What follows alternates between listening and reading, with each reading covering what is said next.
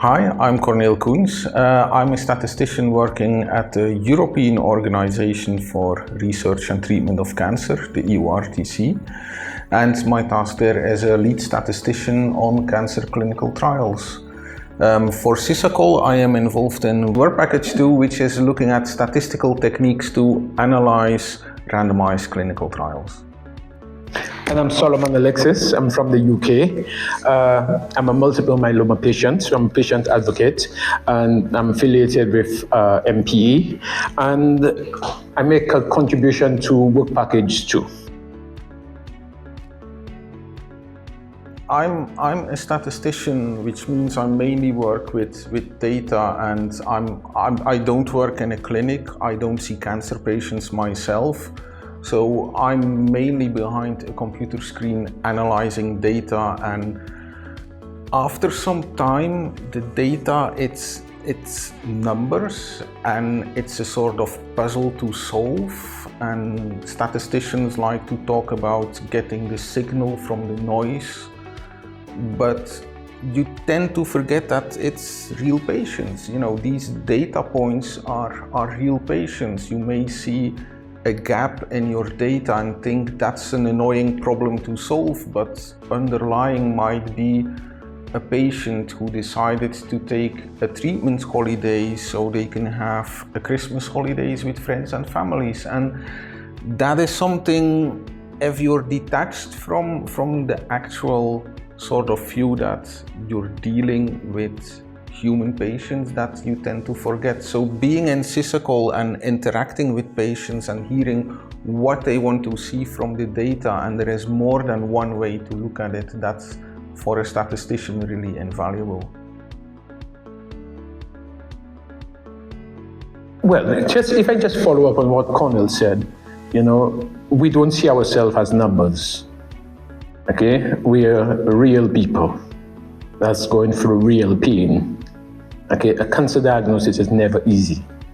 And so my experience on work package 2 has been, I would say it has been wholesome.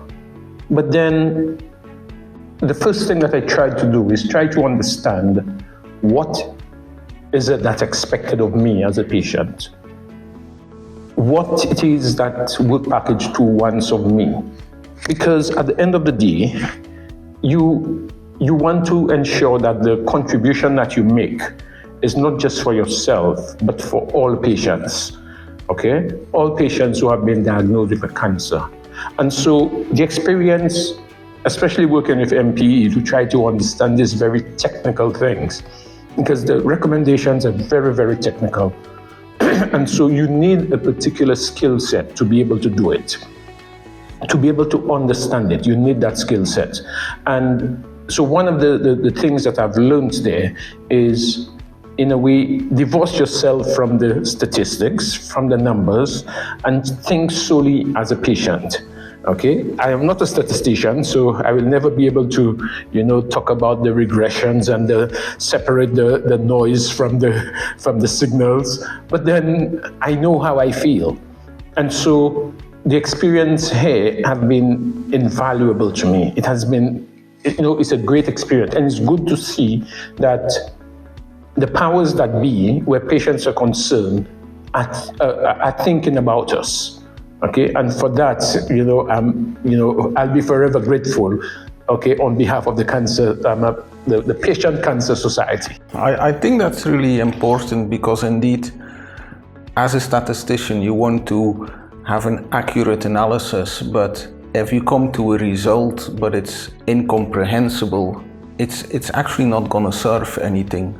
So I think that's a really good point that you make, that there's indeed this need to understand what is going on and to sort of detach the statistical technicality from the message, you know, to get that message and make sure it's fully understood. Yeah, that's important, and maybe it comes down to the design of, you know, the questionnaire or the survey or the experiments that you're carrying out. Because if it is a simple yes, no, if it is a simple tick the box over there, then you will not get that quality data that you're looking for. Like you said a while ago, a patient may have missed a particular endpoint, but then the reason for it is because they wanted a Christmas holiday. Yeah. And do you want to stop a cancer patient, from having and spending time with their family over Christmas in favor of filling out, going and do some blood tests or something like that? I don't think we want to do that.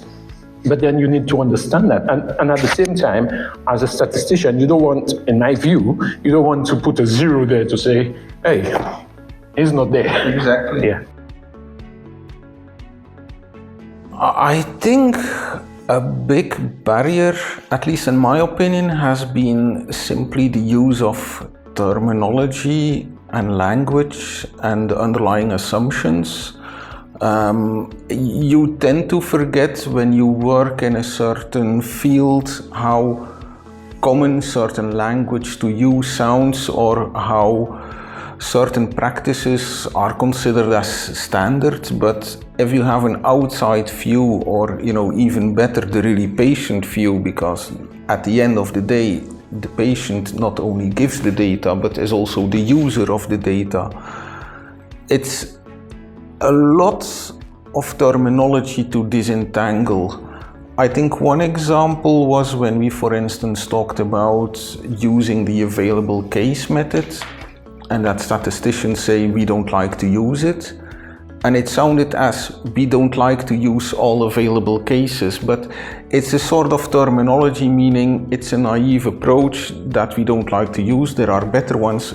And it does require that sort of extra step of explaining this terminology, which I feel is a sort of barrier in getting, certain messages across. And I agree with you, Colonel, because as a challenge, okay, it is understanding what these recommendations are.